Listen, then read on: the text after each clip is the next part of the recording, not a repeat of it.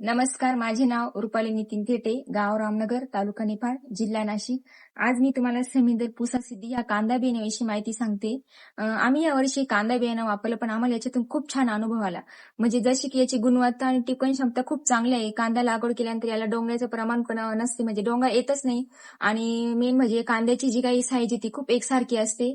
आणि आपण कांदा लावतो, त्याची जोपासना करतो, पण कांदा आपले होतात तयार, पण पुढे जाऊन ते कांदा टिकणं हा खूप महत्वाचा मुद्दा आहे. तुम्ही बघू शकता, आम्ही 4 ते 5 महिने झाले आमची कांदा साठवणूक, पण खूप छान कांदे निघाले, म्हणजे मध्ये काहीच खराब नाही झाले. एकदम चांगल्या प्रकारचा कांदा निघाला. आणि जशी की आजच्या मार्केटनुसार जर बघितलं तर मोठ्या कांद्यापेक्षा मीडियम लेवलच्या कांद्याला जास्त मागणी आहे. त्याच्यामुळे आमच्या कांद्याला मार्केटमध्ये जास्त भाव आणि व्यवस्थित म्हणजे चांगल्या प्रकारचा भाव मिळतो.